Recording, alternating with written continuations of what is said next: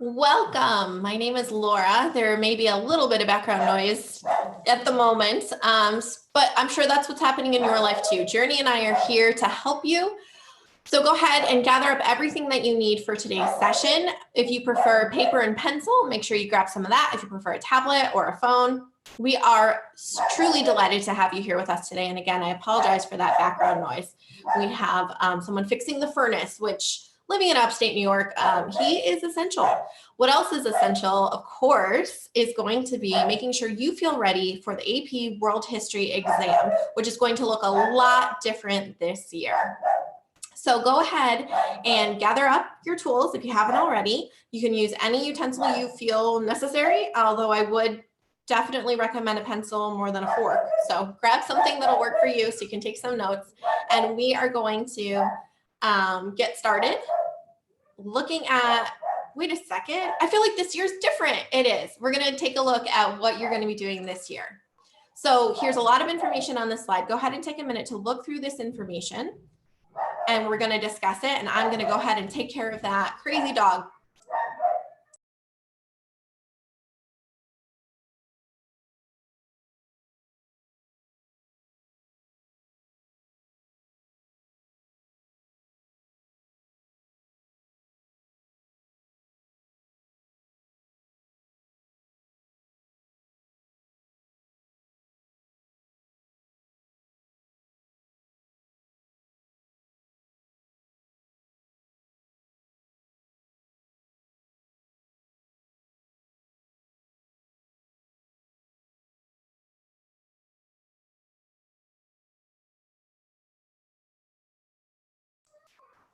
All right, we're here to answer your questions. So if you have any questions about the information here, please let us know in the chat.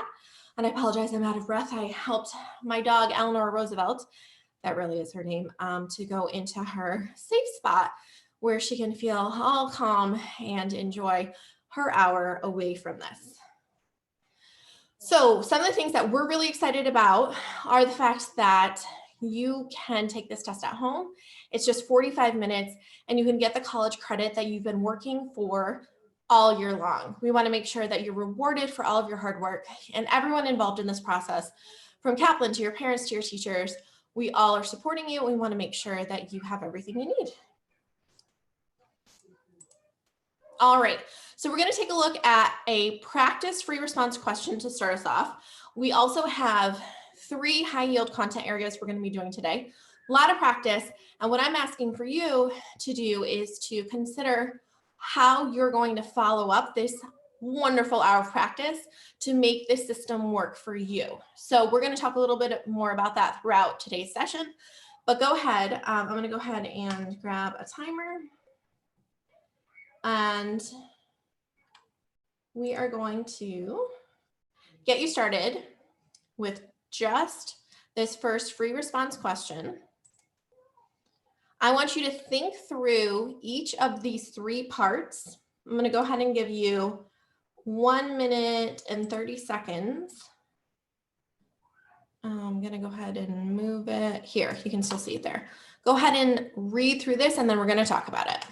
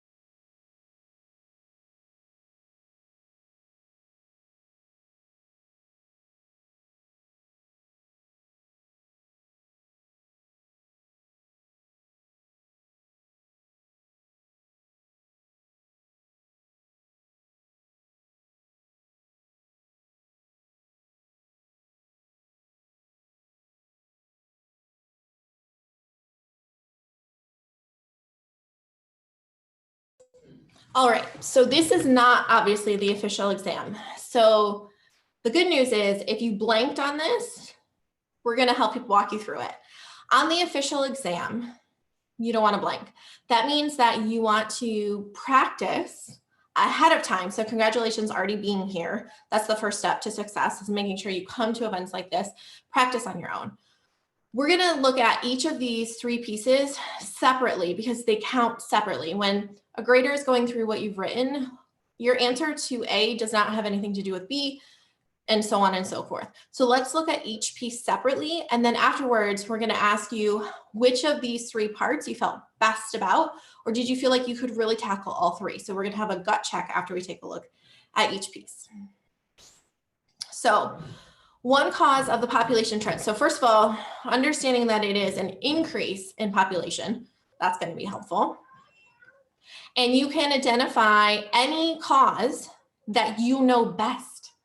There's no one specific answer to this. I was talking about that yesterday, and we'll talk about that again tomorrow and on Friday. There's not a golden ticket. You can come up with whatever defensible cause you can find, write it down, and explain it well. So we've been talking about how these are examples. These aren't the only things that you have to, the only options. So if you have another idea, and you can go ahead and put it in the chat, but we're going to take a look at what pieces of these examples would be really helpful to include. So if we take a look at this, okay, so we've got increases in agricultural yields. And then these are specific examples that really provide the substance that a grader is looking for. So then we have invention of farm tools. It's not enough to just say farm tools were invented. That's great, they were. In fact, farm tools get invented all the time, but what were they specifically that made food production so much more efficient?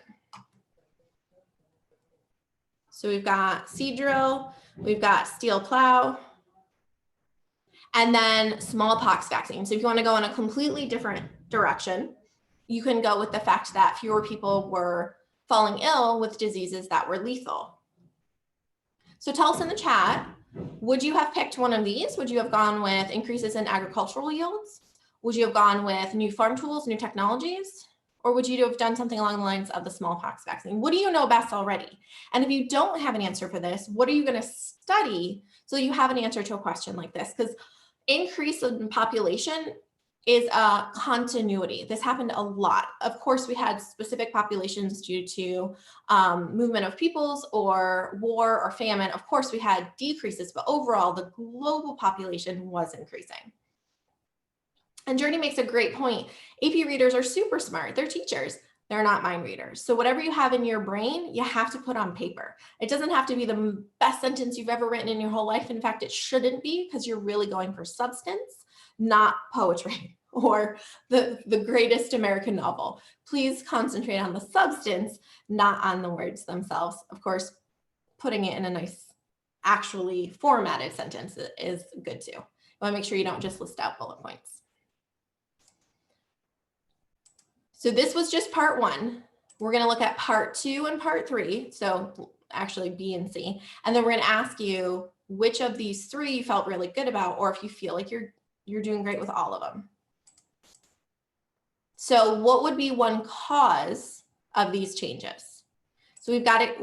Let me go back for you. We've got examples.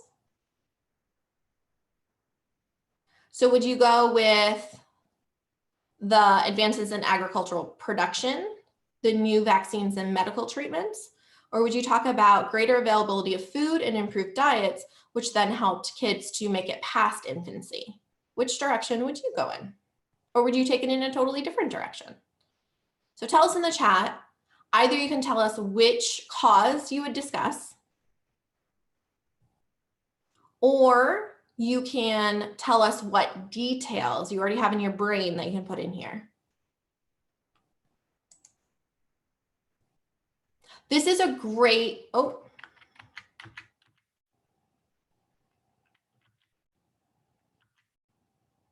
okay, so this is a great question. What's the difference between A and B? It's a really subtle difference. And this is where you're going to get your points. So reported or predicted. So this particular person reported, and you can tell us in the chat, reported a population boost in a particular part of the world. So tell us in the chat if you happen to know, based on this information, was this person talking about America or Europe? So I will put this one. So we have two different sections. We have reported or predicted. So there's a subtlety between A and B, and I'm so glad that you noticed so that we can help you out, because it's very possible you're gonna have very related short answers. Perfect, yes. So the reported is in America. The predicted is in England and Europe as a whole.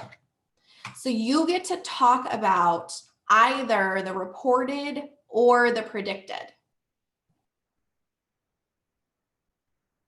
So you need to state specifically, it's not enough to give the example. You have to say, in America, as Malthus reported, or as Malthus predicts, and it's true, and the prediction came true, Europe's population increased. So that's where you're going to get your points, because a lot of students think about these questions and wonder, wait, I had a really good answer. How come I didn't get all my points for that?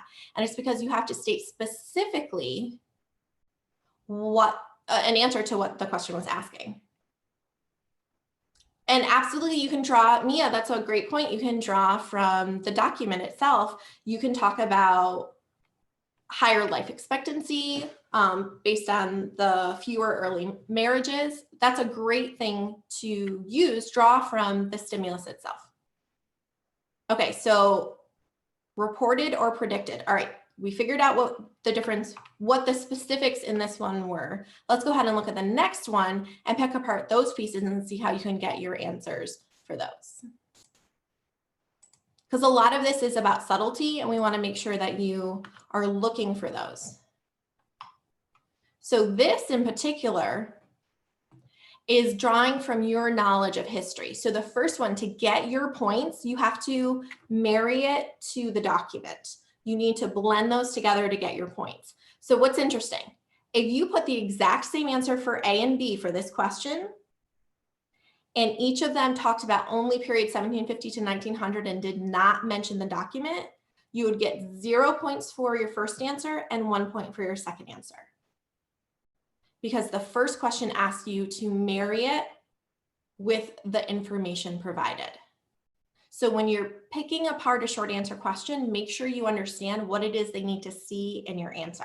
Very subtle, but congratulations, you attended the session, or perhaps you've heard that before, and you're going to be that smart, savvy test taker who says, oh wait, I totally get this. These look super similar, but they're asking for something different, because obviously they're not going to put the same question twice. Good job. So taking a look at the subtleties are going to make a huge difference in being able to get your points. Heading over to part C. So this is similar to A, only it's not asking you to draw from the document. So then a good question is, will you lose points if you draw from the document in B and C? You won't lose any points. You won't get any points in A if you don't mention the document. So if the document is mentioned in a short answer question, it better be in your answer. If the document isn't mentioned, you're not going to lose any points, but it's not necessary to get your points. So some examples here for the change in relationship between humans and the environment would be depletion of natural resources and the degradation of land and ecosystems. So we're going to be looking at a lot of stuff that's going to edge us up to 1900 today. All of the time periods are circa, which means that they're about. So as you're going to see, later in today's presentation, you're going to see the Boxer Rebellion, which is hitting us like right at the top of 1900. The test isn't going to take off points if you mention something that's at the cusp of beyond what's being tested. So we know that 1900 to the present is not being tested, so that the test is fair for you this year because you aren't in school to get that information. However, College Board is running classes if you want to learn the rest. They're not going to test it, but it doesn't mean that it's off limits. Because we know, as I've mentioned before, it's not somebody standing there with a watch saying, okay, guys, yep, this era is done. Done. Wrap it up. It's just not how history works. So for this in particular, I considered putting fertilizer on here, fertilizer runoff. And then I thought, oh, wait a second. No, that's going to be 1900 and beyond. So don't stress too much about the cutoff of the time period. If you're within the upper limit of 1900, then right at the edge before you get into the 20th century, then you're all good. And Bronwyn, absolutely. Urbanization for sure changed the landscape and definitely affected the environment. Perfect. Great ideas.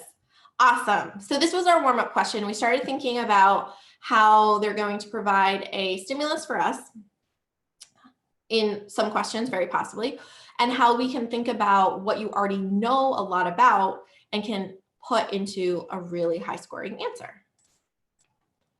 The next thing we want to help you with is making sure that we are focusing on high-yield content. So the good news is you don't have to memorize every person, place, and thing within history, and then the associated date, of course. Instead, what you want to do is focus on the themes. For these particular areas, we have high-yield content that we're going to take a look at, but we're going to look at it within the continuity and the changes of other eras and other places within the world. So these are the three that we're going to be looking at today, and we're going to practice with questions. So you can take what you've been learning in school, apply it to either a multiple choice question or a free response question, and make sure you feel more comfortable. We're here to help you. So starting with reform in China, just a little bit of background. The final dynasty of China was weakening, and as you all may have noticed, if you look at primary source documents, especially from a Chinese perspective at this time, you are going to see a lot of pushback from foreign influence. So that's not a surprise. China was really sure that they were self-sufficient and they did not want any interference. Unfortunately, though, the population boomed, which caused famines, and the government was not very effective. So this is a recipe for things to start to crumble.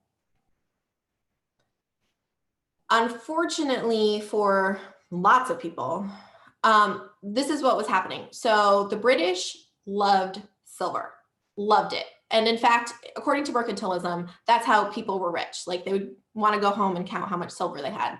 Obviously, that's not what governments are doing, but that's how the people decided who was the wealthiest, who has the most silver. You do, who's winning? The problem is that China didn't need anything from anyone at that time for exports. So what was happening was China had some really desirable things. So if you know in the chat, go ahead and put in what are some of the desirable things that China had for goods that other countries wanted. They were coming to China and they were saying, ooh, we like that, and we like that, and we like that. What was it that China had that other countries, especially Europeans, were saying, oh, wow, we want that? So go ahead and list some things out, because these are details you could use in one of your responses. So this stuff that people were buying, they're paying with silver. They wanted the silk. Yes, they had silk. They had porcelain. They had a lot of stuff that was very desirable that you couldn't get anywhere else. So the British were paying for these items in silver. The British didn't like that because they wanted to keep all their money. So what happened was they decided, oh, let's pay for this in opium instead. And then you don't need to have as much of a silver drain. And then they figured out, not only can we trade goods for opium, we can also have them buy even more opium, and then they'll pay silver for it, and then we get even more silver. This was not good. So not surprisingly, things went poorly. So opium trade was for sure illegal. It still happened. So we have a first Opium War. We think it's named the first Opium War, so obviously there's going to be a second. Then we have the second Opium War. Things are not going well for China. China is just wondering, okay, how did this happen? We didn't want anybody in our country to begin with. Now we have this trade we didn't want. Britain's getting even more silver. Things are going poorly. So this is how China's feeling at the time. And they're going to need to do something. Like they're not going to just hang around and be like, oh yeah, this is super great. So take a look at the information on these slides. Feel free to write down any notes that you want to make. You will of course have your textbook that you can refer to. and your class notes. This is just a little bit of context about the First and Second Opium Wars. And what I'm heading toward is the actual reform. So I'm setting the context, the stage for what happened then in China. We have uprisings. So not surprisingly, after the First and Second Opium War, things are getting even worse for China. So what happens? So they start off with baby steps. They say, okay, we're gonna change up what we're doing. We're gonna do a little bit. It didn't help enough. So then they said, we're gonna do a lot of it. So the 100 Days Reform, they decided, okay, we're going to be a modern industrial society. It was a very, very lofty goal, and it certainly changed the landscape of how Chinese people viewed industrialization. So it was not only getting into the industrial game, but also rethinking their traditional values.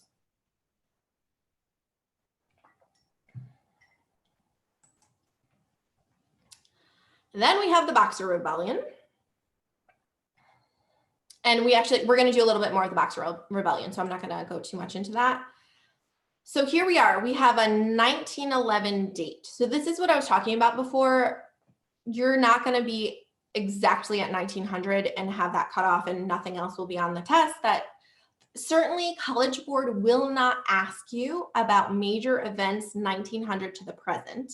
However, that doesn't mean that when you're answering a question, if you want to mention that the final dynasty in China ended in 1911, that will be a bad thing. That's absolutely fine. It's good to know too that right at the edge of this era, the Republic of China was proclaimed. So let's recap. So this was our first high yield content area. Let's make sure we have it straight in our mind. Okay, so we've got the Chinese wanted to be super, super independent, didn't want foreign influence. Opium came into play, that went out the window. British were happy because they were getting silver and they had access to China.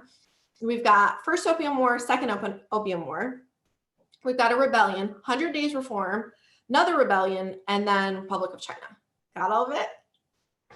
And the good news is you don't have to memorize it right this second, but you should know the general flow of how things were going. Okay, so now let's see. We want to take what we were talking about and put it to a question. Okay, so we've got a letter from the emperor, and I actually really love this letter. He was like, seriously, it's an exchange. So I'm going to let you read it and then we'll talk about it. I'm also going to go ahead and put up the question. So if you want to do both at the same time. So I'm going to give you 1 minute. If you would like to answer, feel free to throw your answer in the chat. It doesn't have to be correct. We want to make sure you're participating and not afraid to answer. If you answer incorrectly, we'll certainly steer you in the right direction. Go ahead and take 1 minute to read this thoroughly. We'll talk about it and then we'll reveal the correct answer.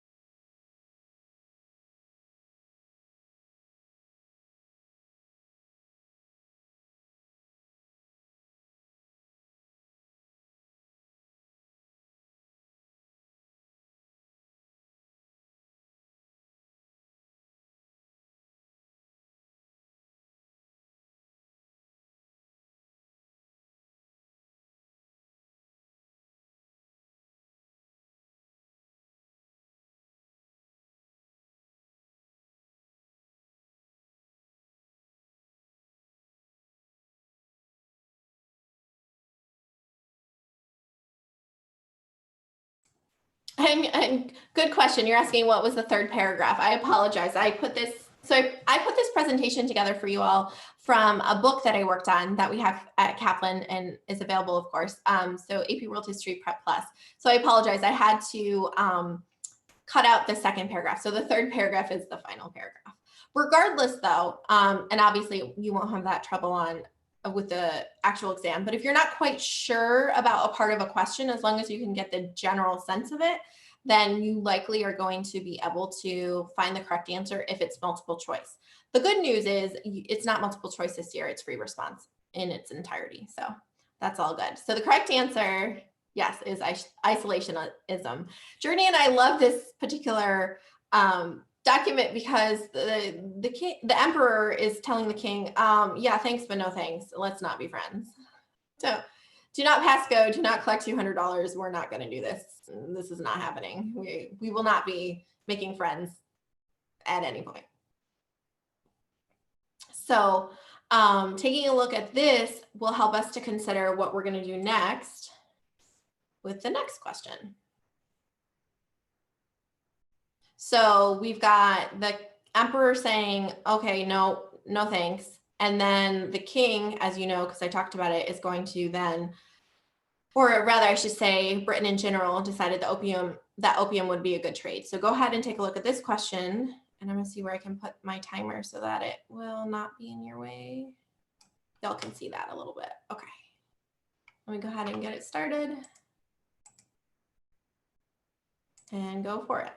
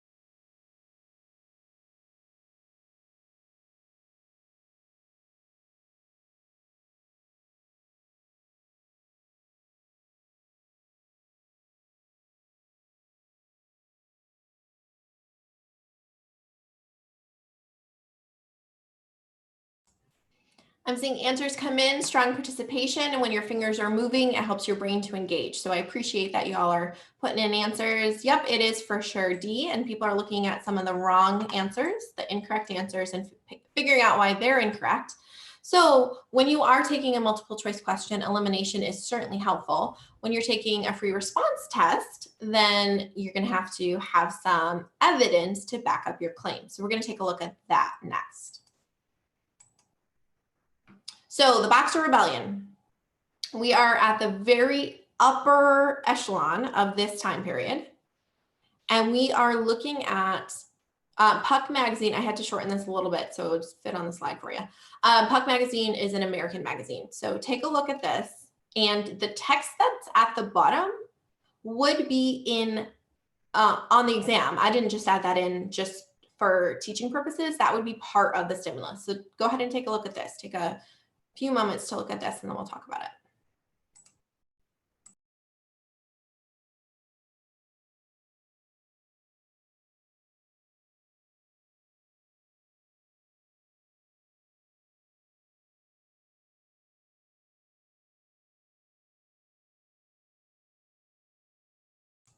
I didn't want to talk over your brain process. Okay, so this one, we have just two pieces to this. We have to explain one way in which this image could be used to study historical trends, or historical events rather, and one immediate effect that resulted from these events. So we're going to take this apart. We're going to do one piece at a time. So looking at just part A. So one way in which this image could be used to study historical events. Okay, before we get started on this, and I'm going to put up some examples, tell us in the chat, do you need to mention the image in order to get your point? Can you write a fabulous answer, not mention this political cartoon in any way, and still get your point? Is that a possibility? Because we want you to understand the subtleties of these questions. Just like in the first one we did, you noticed that A and B were very similar, but there was a component of this. So you can tell us in the chat whether or not you need to mention the image in order to get your point. And I'll go ahead and put up some brainstorming notes for you. Yes, exactly, Emily. Of course, you have to say something about the image. You can call it an image, you can call it a cartoon, but I'm going to go ahead. I usually use blue I'm going to use some hot pink on this because you need to say this. I want you to get your points and not be sad. That should be our motto. We want to not be sad. Well, to not be sad, make sure you say, yes, you need to say that this image or this cartoon, this, whatever it is, if it's a passage, if it's a map, please say it. Because as Journey said so well before, AP readers are super smart, but they are not mind readers. Those graders who are looking at your information. So you have to say what the cartoon shows, what the image shows. You have to say it. For sure. Okay, so the pieces of this, you don't have to write it exactly like this. So you could say it differently, but you need to mention something like the growth of or the increase in contact with the outside world, something about trade. You don't necessarily have to put in the time period because you certainly have a reference in the cartoon. But you should mention who did what. So we have, you don't have to necessarily say a secret society of Chinese. You could just say Chinese attack Western soldiers. And then you have to mention something about the European states. So they were at odds with one another, but they joined together. You can say it in a lot of different ways, but we will want to make sure that you understand the components of this. You have to say something about the image or the cartoon, and you have to provide some additional information. And you could have gone in one direction or the other. You could have just talked about the contact between Chinese and the rest of the world, or you could talk about the European states banding together, even though they didn't always agree on everything. You could have gone in either direction. You don't need both pieces to get your points here. So reflect. And actually, I forgot to ask you all last time, out of the three, how many you felt comfortable with? I'll remember this one. So we'll ask after the second one. So keep in mind, think right now, how comfortable did I feel? Do I feel like I could have answered this if I had this question tomorrow? Think about that. And now we're going to do a second one, and then we'll have you tell us in the chat how out of two, how many of them you felt like you could do. And you can be honest with us. No judgment zone. All right, let's do the second one, and then we'll reflect. All right, so one immediate effect that resulted from the events illustrated in the image. So this is one direction to go in. So I'm going to underline the important components. Go ahead and read through it and think about what you could have put.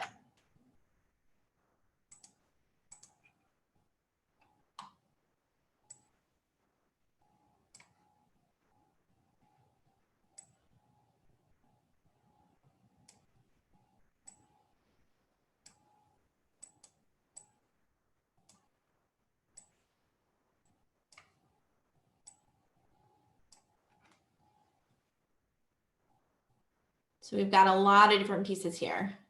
And I included all of this because you could explain it in a lot of different ways. So would you have talked about how the monarchy was overthrown? You could just say it was simply, it continued to be weak. You don't have to follow it all the way through because it's technically outside the time period. Think about how you could get a point here. You have to have a defensible claim, provide evidence for it, and get your points. Yes, absolutely, Emily. It's close enough. You can't halt all of your learning at a certain time period. And we didn't just close down China after this and like, okay, all good. You guys did a great job. Really rich history. We're good. We don't need anything else. So yeah, it's close enough that you can mention it. They're not going to take off points there as long as it's factually accurate. I wouldn't go into the 21st century. That's a jump. Hop, skip, and a huge leap into a whole other century. But yes, you can mention stuff that's right at the cusp because history didn't end at 1900, thank goodness. Okay, so reflection time. We had two pieces. I'm actually gonna erase this part so that it's not in our way, and I'm gonna go back to the original slide if I can find my cursor. Here we go. Let me clear this out. And the reason we're doing this, so we are going to mimic best studying practices. Okay, Thank you. I'm sorry if I made you dizzy. Okay, look at both of these pieces and be honest. Do you feel like you could have answered 2 of these, 2 out of 2? Could you have answered 1 but not the other? Or are you at a 0 right now with this particular cartoon? This particular free response question? How do you feel? And think about where you want to be. So if you're at a 0, that's okay. This question might not be asked, but we want you to feel comfortable answering questions like this.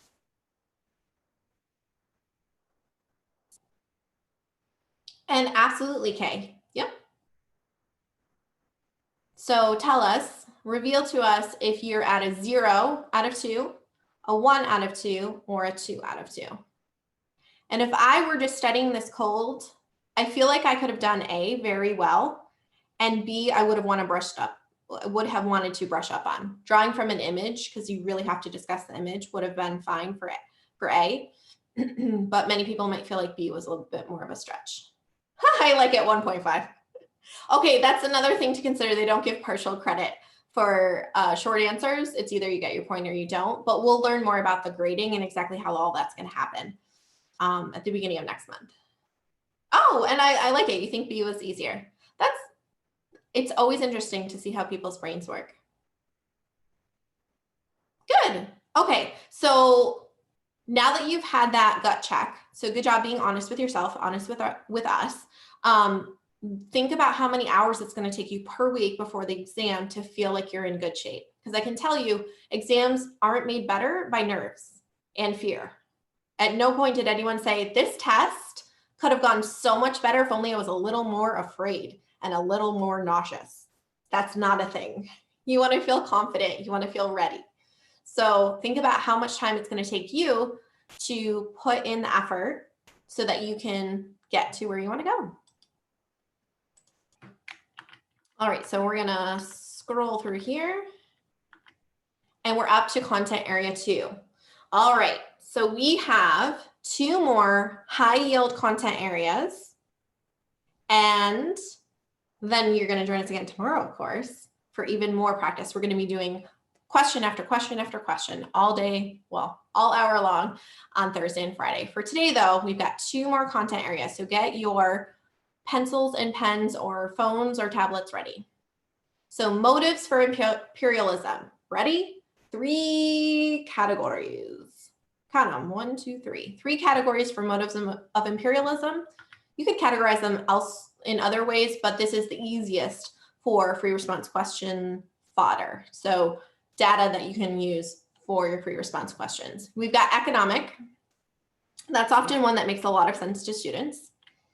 Political, that one's a little bit harder to consider. So for economic, more money, remember silver, whoever had the most silver according to mercantilism was winning.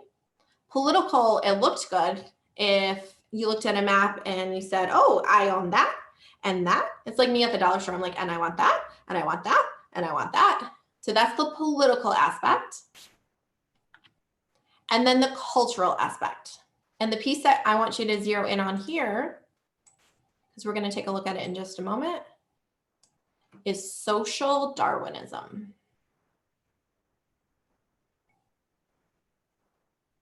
So think about what you feel comfortable with. Do you feel like you got economic down? You could totally explain it to someone else. And that's a good gauge of how well you know something. Could you tell someone else? And it's at different levels. Like, could you convince your dog the economic motives of imperialism? Probably. Your dog loves you. Your cat, depends on the cat's personality.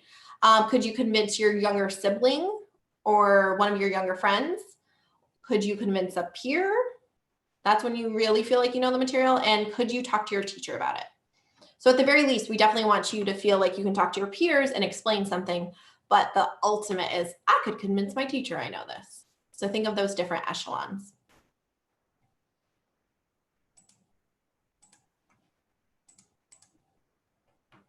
So we have questions 1 and 2. This first one, we're going to give you 1 minute for, and throw your answer in the chat as soon as you have it. Go ahead and answer. I'll put it over here. Question number 1.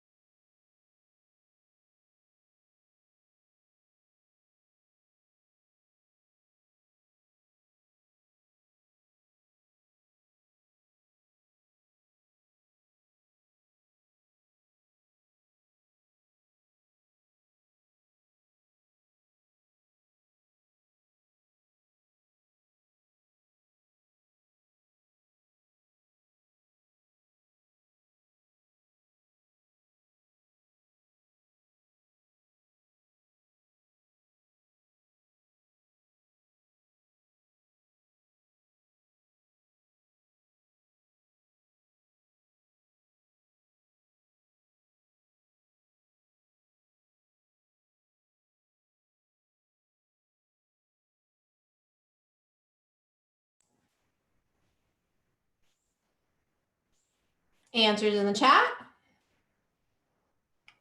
Oh, I like it. I like that we're in between A and B. The good news, it's not multiple choice this year, so you don't have to worry. In general, if you're provided a map, you really want to figure out which pieces of the map are going to be super helpful.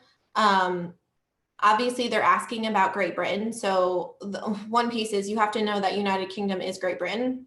That's an important piece. And then see where on the map they're controlling.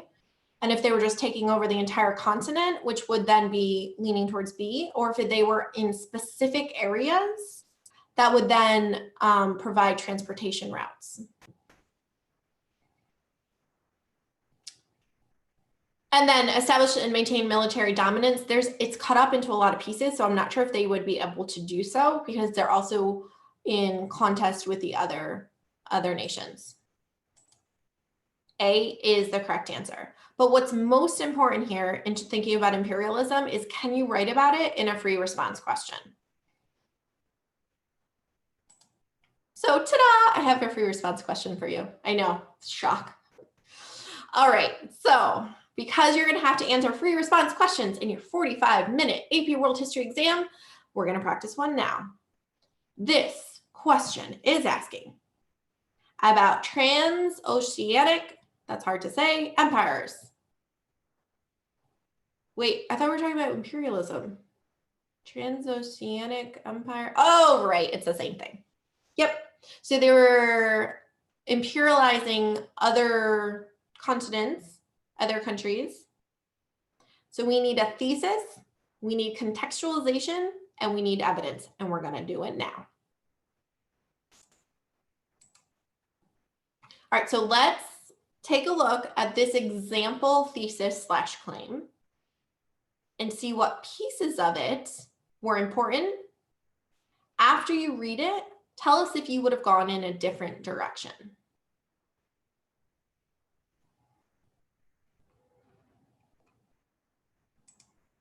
Or which of the three pieces you like the best.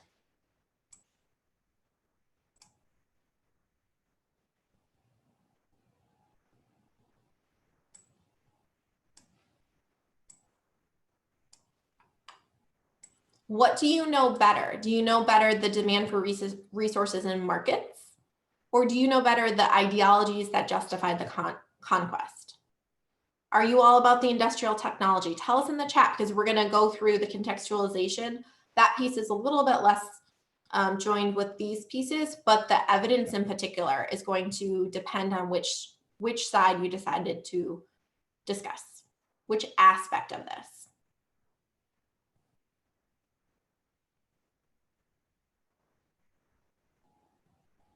Would you have done industrial technology?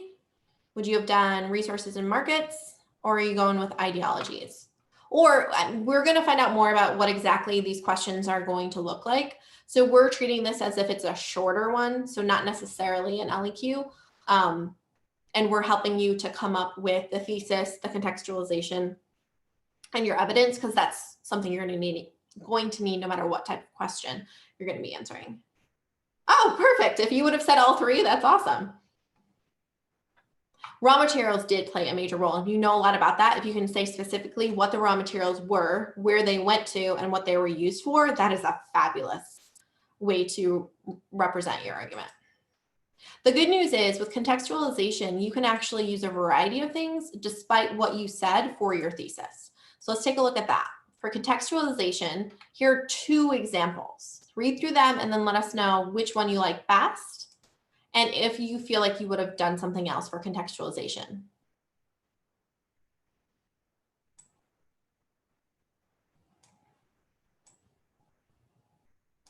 So do you feel like you could have successfully talked about Industrial Revolution, or would you have gone with Age of Exploration? Contextualization is either giving information about some other situation within the same time period, explaining what happened right before the time period or right before the event, or making a connection with what then directly happened after. You're building out the story more. That's what contextualization is. Would you have wanted to talk about the Enlightenment? Would you want to talk about something that we didn't mention already? use what you know best. Don't invent something new. Don't decide suddenly you're an expert in, let's say you're now decided you're going to be an expert in the Protestant Reformation. If you don't know anything about it, please don't write about it. Make sure you pick something you know. That is not a good system. Let's invent a new system. Please don't do that. That's not good.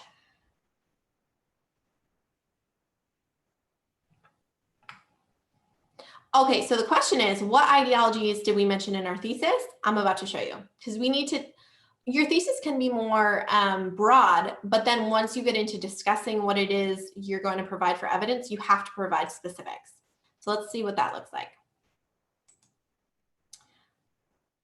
So if anyone was wondering what ideologies, they're down here. So this is a lot of information to read on the slide. I'm going to give you some moments to take a look at it.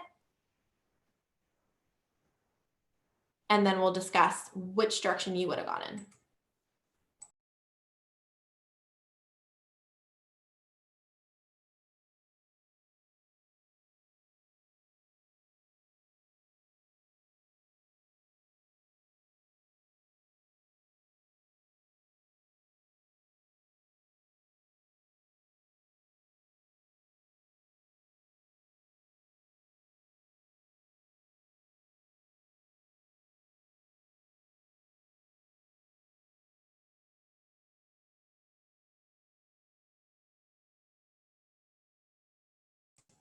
I wanted to make sure I wasn't talking over your thinking process.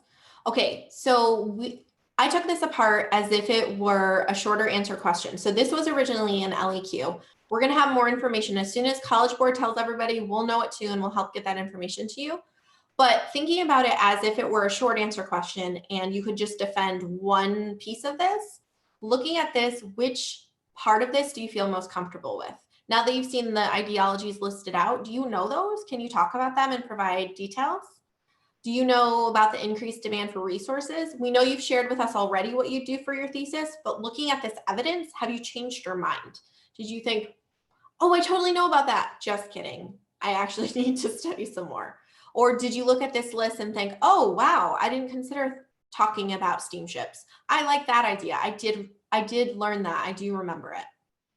So that's what this process is about, is checking in with yourself, deciding what you already know and what you need to study.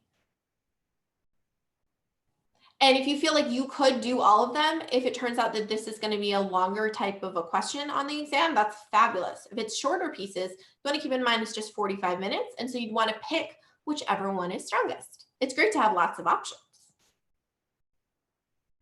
Definitely discuss whatever you're most comfortable with. I can't stress that enough. You don't want to feel like you took a left turn on the test, like a wrong left turn on the test. That's not a good feeling. We want you to feel confident and comfortable and excited to get your college credit. You worked really hard all year. Let's make sure you get what you have been working toward. All right, I promised you 3 high yield content areas. We've got just one left, and we're going to look at a one final FRQ. So we've got this. You're almost done. This has flown by. I'm having a lot of fun talking about this because I want to make sure you all are feeling good.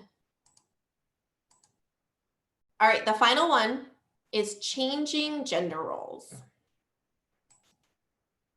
So I'm going to put this information up here so that you can have it to reference and talk to you a little bit, really briefly, about what was happening in terms of gender roles. So things were changing, most certainly, and definitely having that urbanization we had talked about in the changing the humans in the environment, the interaction with that made a difference. We had a lot of people going into factories, many of whom were women. We also had children going into factories. That's a whole other story. But there was still a divide about how people should be participating with government. So that's your takeaway, that there was change, but there was also some continuity. And the reason you want to know that is because you could be asked about either. You could be asked about the changes that occurred, or you could be asked about the continuities, and there were both. And then unfortunately for the lady mentioned in the first, she did not make it past the reign of terror in the first bullet point. Yeah, that was unfortunate. So just in case you wondered whatever happened to her. did not make it past French Revolution. And within the group of people who were trying to get women's rights expanded, there was considerable discord among those people trying to figure out what made sense for everybody. So it wasn't the most cohesive movement, but it definitely made a lot of difference in how people thought about adults and the ways in which they should be interacting with their government regardless of gender. So that's just a quick synopsis on this one. All right, final one. We are gonna head right over.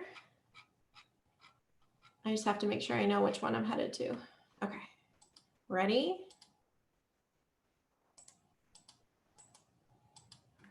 I need to go to here. Ta-da! Okay, this is our final one. We have 2 pieces. Oh wait, oh my gosh, I feel like I just said change in continuity. It's like I totally knew what question was coming up. So we have, you have to explain a change and you have to explain a continuity. Not surprising, because I mentioned there were both. It's like I, made this presentation. All right, so change in continuity. This is the final thing we're doing for today. So this is our final gut check. At the end of doing this, I'm going to remember this time, I'm going to ask you again if you felt like you could do 0, 1, or 2 of these. And that's going to help you inform the practice you're going to do after this session. So we wanted to think about the change in social structure, and we're talking specifically industrialized states of Western Europe.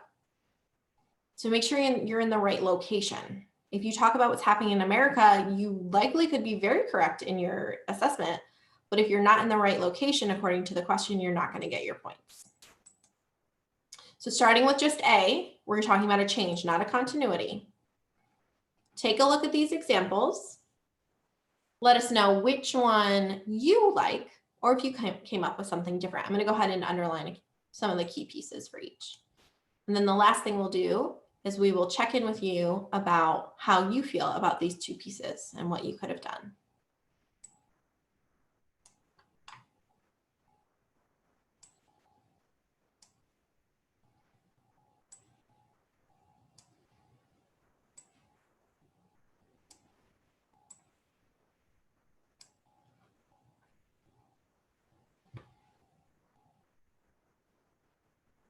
And I love the additional ideas. Pull from what you know. What did you do really well on in your exams already this year? The quizzes and the tests. What did you study?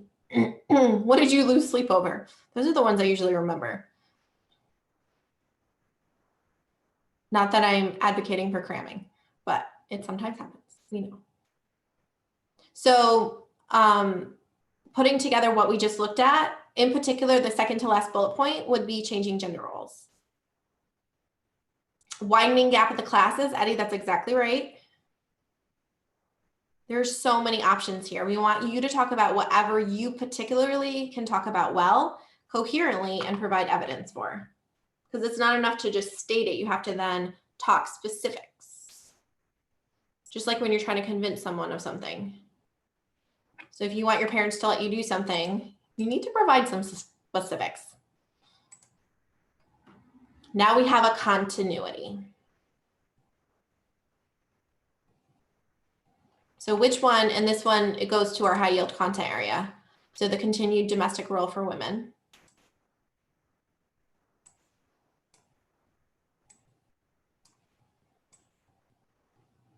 Which one would you do? Which one can you explain best? Or would you want to explain 2 aspects because you know both of them well? What is the continuity that makes sense for you? So first share with us what you would want to do for this answer, and then we're going to do our final check-in and wrap up. This hour flew by. I'm having so much fun helping you to think about what it is you need to be doing next so that you can be successful and get your points. Okay, so this is a great question. You have to make sure you're in the right location.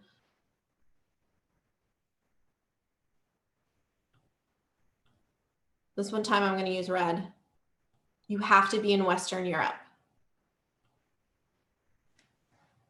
You cannot talk about America and get your points. I did not invent the rules, but those are for sure the rules.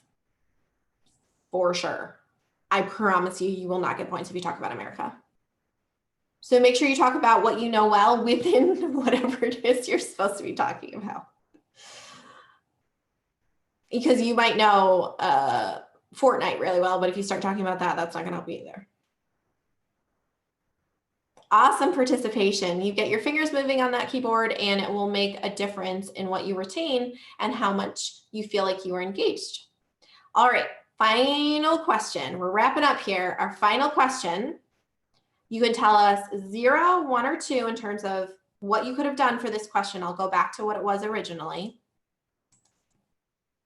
0, 1, or 2. Take a look at that. Be honest, 0, 1, or 2. And then if you also want to follow up with what you're planning to do next, other than joining us hopefully tomorrow and Friday, do you want to go over your class notes? Do you want to read part of your textbook? Do you want to head over to Quizlet? Do you want to work in the Kaplan Prep Plus book? Do you want to take a quiz? What's your plan? So 0, 1, 2, are you all set? Are you rocking this and you are ready? I find that unlikely because everything's been changing and we know it's a different type of exam, but who knows? Maybe somebody here is like, yeah, I got this. I got this, guys, don't worry. And I love it. I'm like 2-ish. Yeah, that's an honest answer. Like, I think I could. You know what? You're not going to know until you actually write it out. So as much as I love being here and talking to you, you do need time on your own to actually write your responses. If you want to hold off until you hear exactly what the exam's going to look like, that's fine too. Just keep joining us for sessions. And then you can practice as soon as you know exactly what the format's going to be. That's fine as well. I love it. Awesome. I love that people are going to be reviewing their books. And we certainly hope you'll keep joining us. Oh my goodness. Thank you so much for a fun session. Your life is crazy. My life is crazy too. We're all in it together. I'm so excited that you were able to join us. Give yourselves big props for coming here today. It's not easy to think about this type of thing when everything's a little bit different than what you thought it would be. We are sincerely thankful to have had you here, and I really want to see you tomorrow and Friday. So tell your friends, tell your family, tell your dog, tell your cat, come and join us. Thank you so much.